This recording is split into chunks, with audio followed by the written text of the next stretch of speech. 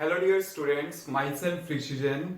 In continuation with the previous topic electrical resistance, today we will discuss about factors affecting the value of resistance. मतलब ऐसे कौन कौन से factors हैं जो resistance की value को basically affect करते हैं. तो वैसे तो ये टॉपिक्स बड़ा कॉमन सा टॉपिक है, आपने 10th क्लास में डिस्कस किया अच्छे से. तो हमने क्या करना है, जस्ट उन्हीं चीजों को एक बार मेमोराइज करना है, थोड़ा इसमें एक्स्ट्रा डिस्कशन भी करनी है. लेट्स सी कि वो हम किस टाइप से करते हैं. तो आपके पास आता है factors affecting the value of resistance. तो बेसिकली 4 फैक्टर्स होते हैं. एक आपके पास क्या होता है, लेंथ. सेकंड होता है area of cross section. And third factor आपके पास होता है temperature. Fourth is nature of material. ये जो कंप्लीट फैक्टर है वो हमने डिस्कस करने हैं वन बाय वन. तो फर्स्ट मैं डिस्कस करने जा रहा हूं about the length of the conductor, कि अगर हम लेंथ को वेरी करेंगे तो किस टाइप से वेरिएशन होगी रेजिस्टेंस में, तो वो हमने देखना है. तो स्टूडेंट्स, ये फैक्टर डिस्कस करने से पहले हमें एक बेसिक रिलेशन के बारे में पता होना चाहिए. Just R equal to rho L by A, where R is resistance, rho resistivity, L is length of the conductor, A is area of cross section. area of cross section का meaning क्या होता है, suppose करो मेरे पास conductor है, तो ये वाला जो पार्ट है, इस पार्ट का जो एरिया होगा, this is the area of cross section. मतलब ये नहीं है कि इसका कंप्लीट एरिया कितना है, इस पार्ट का एरिया कितना है वो आपके पास क्या होगा, एरिया ऑफ क्रॉस सेक्शन होगा. रो रेजिस्टिविटी है, एल लेंथ है, आर क्या है, रेजिस्टेंस. तो वन बाय वन हमने सभी फैक्टर्स यहां पे डिस्कस करने हैं.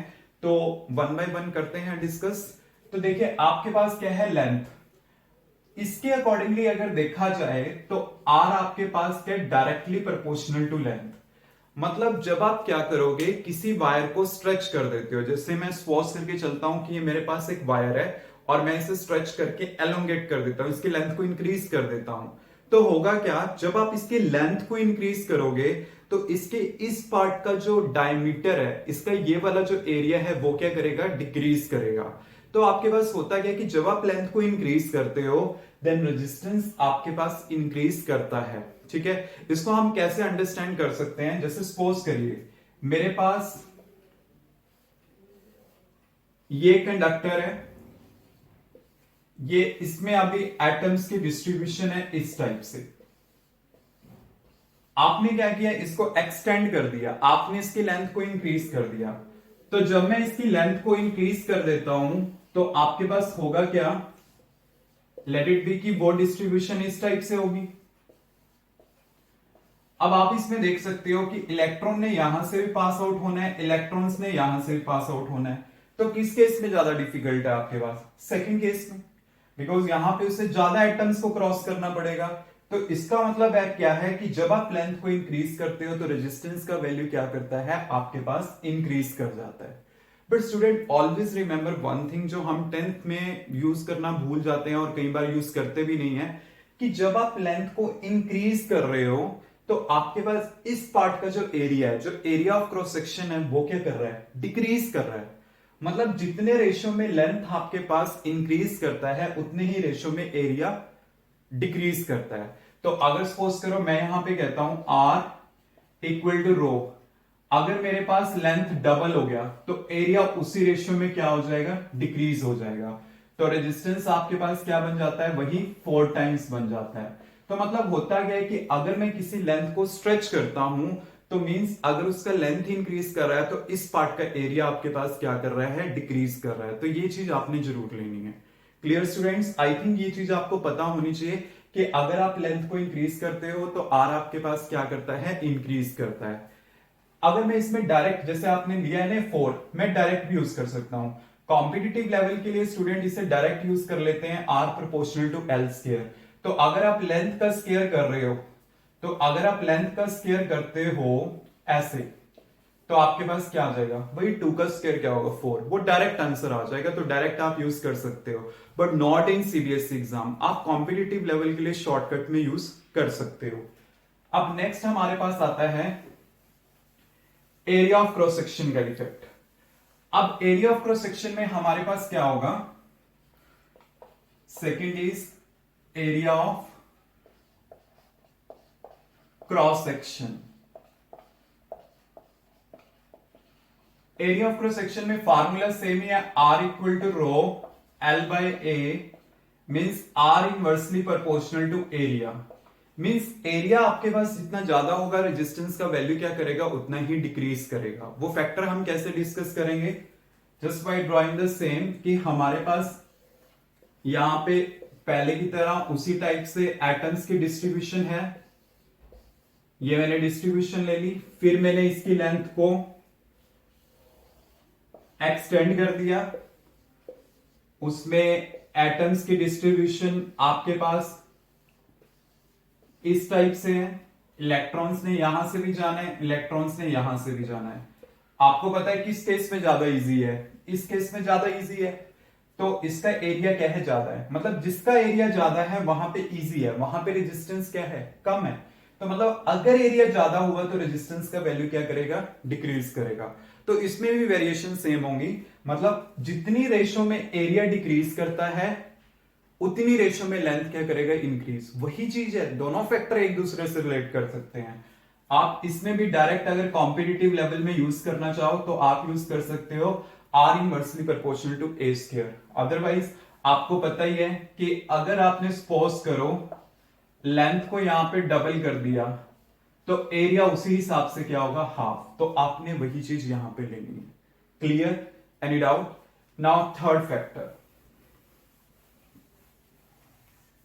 थर्ड हमारे पास जो फैक्टर है वो है temperature.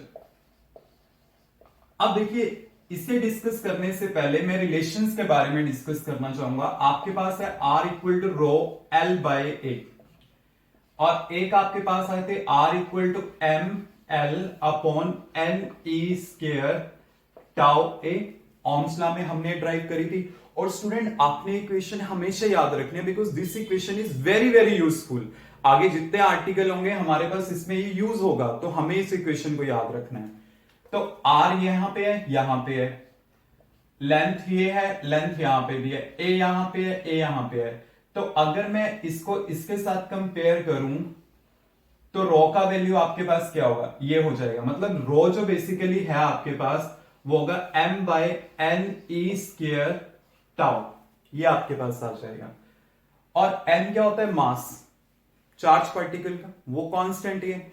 N is a number density, वो नेचर के ऊपर डिपेंड करती है, मतलब वो भी सेम ही है। ई इलेक्ट्रॉनिक चार्ज वो भी सेम ही है। तो यहां से रो क्या हुआ, इनवर्सली प्रोपोर्शनल टू टाउ। और इस रिलेशन से अगर आप देखो आर क्या हुआ, इनवर्सली प्रोपोर्शनल टू टाउ ही है। इस रिलेशन से ये भी है और यहां से भी ये है। तो आपने जस्ट डिस्कशन क्या करनी है कि मैं इससे ओवरऑल जो कंक्लूजन निकालता हूं वो क्या निकालता हूं कि आर जो आपके पास है वो इनवर्सली प्रोपोर्शनल टू टाउ है। Tau is a relaxation time. अब होता क्या है कि जब मैंने एक कंडक्टर्स का टेम्परेचर इंक्रीज कर दिया, होता क्या है कि जैसे आपको पता है कि जब आप टेम्परेचर इंक्रीज करोगे तो इसके अंदर जो एटम्स और आयन होंगे उनकी वाइब्रेशन इंक्रीज हो जाएंगे, मतलब वो जल्दी से वाइब्रेट करना लग जाएंगे।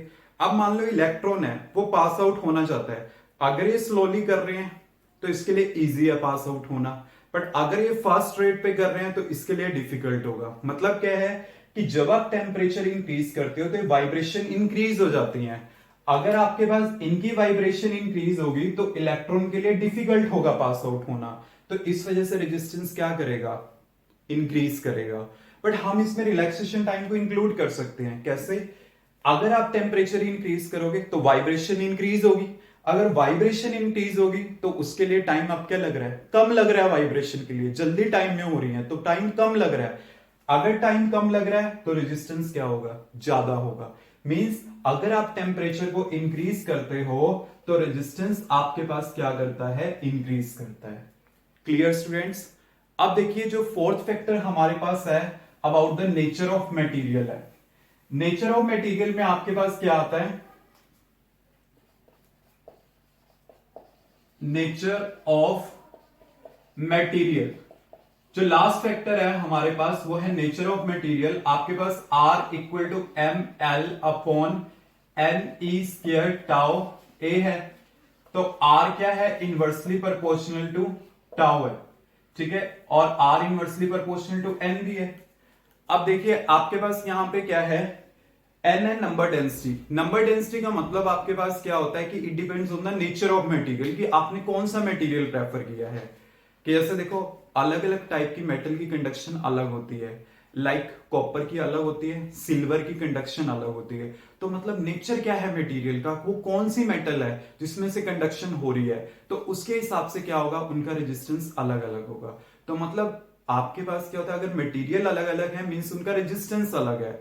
नंबर डेंसिटी का मतलब होता है number of electron per unit volume. और आपको पता है अगर आप अलग अलग मेटल लेते हो तो सबका क्या होता है, इलेक्ट्रॉनिक कन्फिग्रेशन अलग अलग होता है। मान लो मेरे पास ये एक कॉपर की है, ये कॉपर की है, ये सिल्वर की शीट है, तो इसकी इलेक्ट्रॉनिक कन्फिग्रेशन अलग है और इसकी इलेक्ट्रॉनिक कन्फिग्रेशन अलग है। मतलब एन अलग अलग हुआ ना दोनों का, और एन जब डिफरेंट होगा तो उसकी वजह से रेजिस्टेंस भी क्या होगा, डिफरेंट होगा। तो डिफरेंट मेटल का रेजिस्टेंसेस अलग अलग होते हैं क्योंकि नंबर डेंसिटी अलग अलग होती है। और एक हमारे पास होता है यहाँ पे अलॉयज और मेटल में डिफरेंस। आपको पता है alloys are the harder form, तो अलॉयज में से इलेक्ट्रॉन इतनी इजीली पास आउट नहीं होते। अगर अलॉयज हार्डर फॉर्म है तो इसका मतलब क्या है कि आपको पता है कि उसका रेजिस्टेंस क्या होगा, मेटल्स के कंपैरेटिवली क्या होता है, ऑलवेज लार्जर होता है। तो ऑलवेज रिमेंबर कि अलॉयज का जो रेजिस्टेंस होता है, resistance of alloy is always greater than that of the resistance of metals. इसमें जस्ट हमें ये पता होना चाहिए, ये रिलेट करता है विद द नंबर डेंसिटी। मतलब जो नंबर ऑफ इलेक्ट्रॉन्स होते हैं पर यूनिट वॉल्यूम हर एक मटेरियल में अलग अलग होते हैं, जिसकी वजह से हमारे पास क्या होता है, रेजिस्टेंस डिफरेंट होता है। तो ये हमें यहाँ पे 4 फैक्टर्स के बारे में अच्छे से क्लियर होना चाहिए कि हाँ कि किस किस फैक्टर के ऊपर रेजिस्टेंस किस किस तरह से डिपेंड करता है। आई होप कि आपको ये सारी चीजें अंडरस्टैंड होगी होंगी, अच्छे से समझ आ गया होगा कि 4 फैक्टर डिस्कशन की हाँ कि किस किस तरह से रेजिस्टेंस के ऊपर डिपेंड करेगा। Clear students?